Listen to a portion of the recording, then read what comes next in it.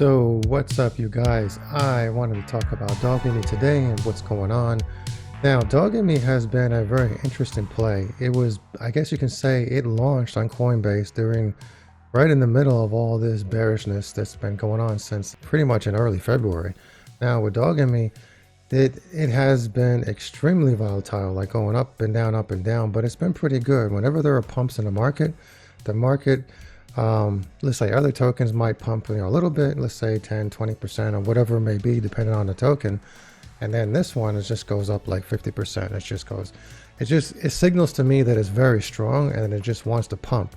So in that regard, things have been really crazy. Things have been these last 12 to 13 days now, ever since Liberation Day. So we've had some up and downs. Now, when it comes to Trump, it's been up and down like every single day. It seemed like we had some really bullish news on Saturday. It was really bullish when the tariffs were,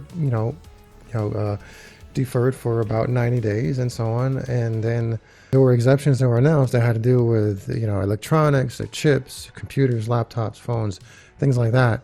And then we had been led to believe on Saturday that it was it was going to be including China and when it comes to those exemptions. But then on Sunday, Trump clarified, which is yesterday now, Trump clarified that isn't the case.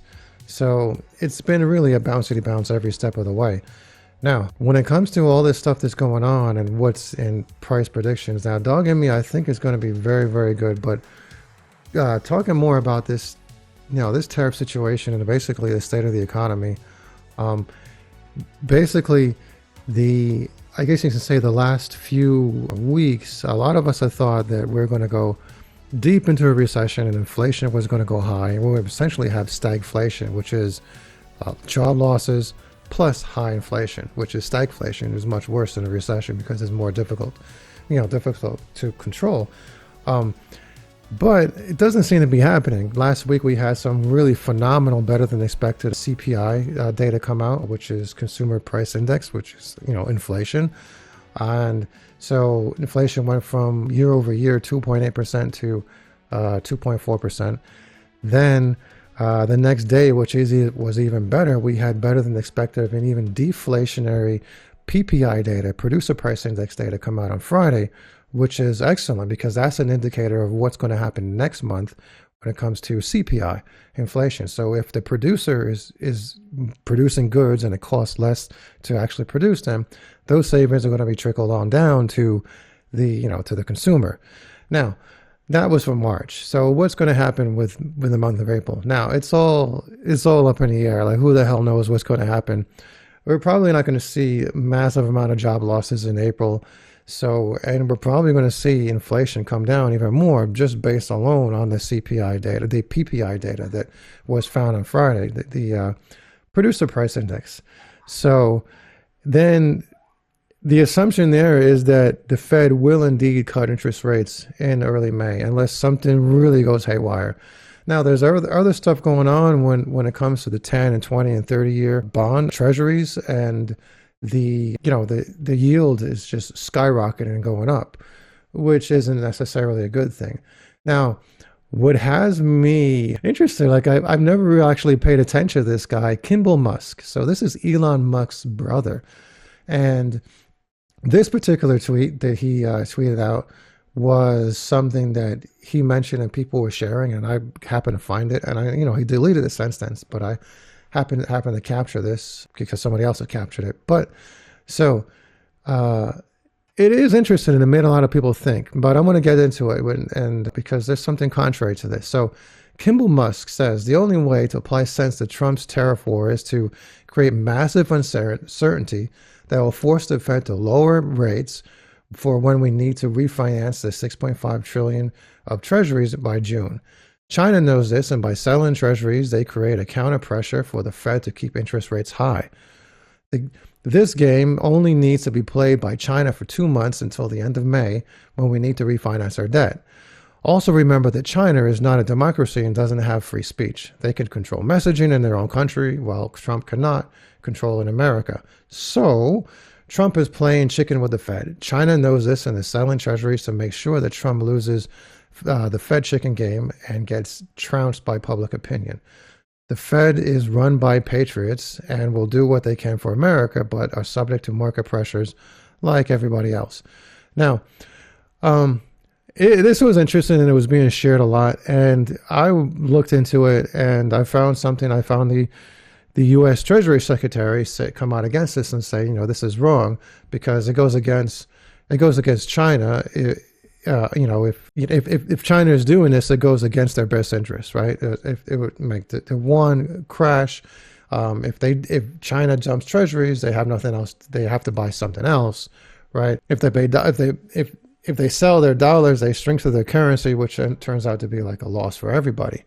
Now, the CCP holds only around 3% of U.S. debt, but it really isn't a factor. So this was, I guess it was, in theory, was some good thinking points, but not exactly it. So it turns out that the working theory and what for most economists are now believe this is the dumping of treasuries is being done by hedge funds, right? Because hedge funds hold most of it. I think let's say 70% of treasuries, of U.S. treasuries, held by Americans, while only 3% is held by China.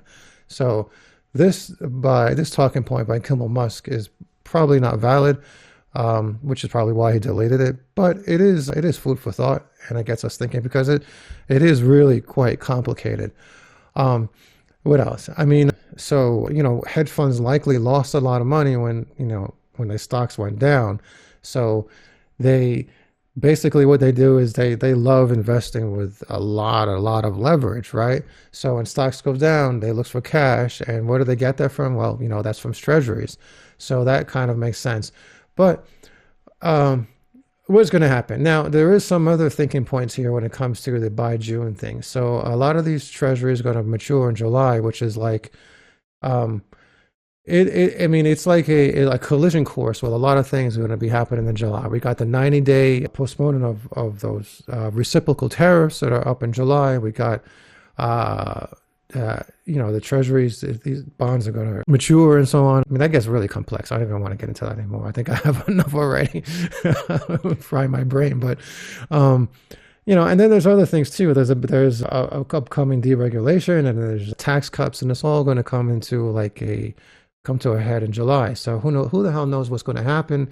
Now, I had been thinking that we're going to see massive job losses in end of April, May, and so on, and then we're going to see some sort of a crash by June. But it's sort of it's starting to look like that's not the case, especially with the phenomenal CPI and PPI data that's coming out, which is probably going to make the Fed going to cut interest rates in May, because a lot of us had been thinking that the Fed is not going to cut interest rates. Inflation is going to stay relatively high. They're not going to have an excuse to cut interest rates. And then in June, they're not going to cut it again. And then because the data for May isn't going to be, in yet, because the data sort of lags by month and so on. And then there's going to be a massive crash, and the Fed is going to,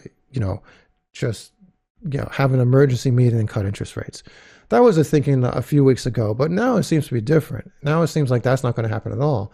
Along with the increase of global M2 money supply, combined with everything else that's going on, especially plummeting inflation, we're probably going to see a cut of interest rates very soon, which goes to imply that going back to this whole DogInMe thing. Now, DogInMe, as I said, is very, very strong. It keeps wanting to pump. It was listed on Coinbase in the height of this bearish season that we've had just a few weeks back, and it keeps wanting to pump. It is a phenomenal coin. The coin itself, DogInMe, it's based on self-confidence, right? It's really, a lot of people say they don't understand it, but yeah, it's do you have that dog in you? Take a look in that mirror. You got that dog in you, right? So it makes sense. I was looking around for many months for the first dog coin on Base that Coinbase is going to list, and apparently we found it, and it makes sense. I think it's a good first dog coin on Base to be listed on Coinbase. To be honest, behind Toshi, in which case Toshi is a very strong play, but the gains that I've seen with DogInMe, I've seen the market cap just go double or triple and so on. You know, when it dips and the whole market dumps, everything dips. And then when it pumps again, DogInMe is like up 200%, 100%, 200%, and so on. So it wants to pump to that $1 billion market cap range. So I think it's going to do it. Now, could we have a crash in July? Maybe. We could be seeing some phenomenal pumps in May and June, and then everything come back down again, which is fine, right? If you're you know, a serious investor, you prepare for things like that, and you actually welcome those type of pumps and dumps and so on, right? But yeah, I think DogInMe is a very good play. They got some good content here. I saw something before. Yeah, it's like you got that look in the mirror. Do you really have that dog in you? Yeah. So it's about self-confidence and productivity. I think it's going to be doing very, very good, very phenomenal play. And yeah, I would say, what's the market cap right now? 47 million. Yeah. I mean, you've got like a good 400% gain to deal with. It's gonna go at least to 200 million, you know, sometime in May or June, maybe 300 million market cap, but you never know. We'll see. It's been one hell of a ride these last, it's been one hell of a ride this whole bearish season that started like in early February, right? But these last early February, and then everything just turned into a roller coaster starting on Liberation Day on April 2nd. So hopefully we're going to see some good pumps starting very, very soon, and we're going to get out of this. I mean, DogInMe's chart, look at this. Look at the weekly. It is one hell of a bullish chart. And then of course today you see it's dumping down again. You know, because there's always a contradictory news coming out, but in the long run, this is going to be bullish. We're going to see it go recover to its all-time high easily, right? So yeah, its all-time high. Its all-time high was it was 113 million market cap. Yeah, it's going to triple its all-time high at least, I would imagine. Don't quote me, right? This is not financial advice, but yeah, I can't imagine it doing worse than 300 million MC over the next couple of months if we have these pumps. If there's nothing but a bearish market, yeah, maybe not, right? You never know. If everything else is dumping, yeah, maybe not, but we'll see. Anyways, guys, that is that, and I will catch you guys later. So make sure you hit that like and subscribe button.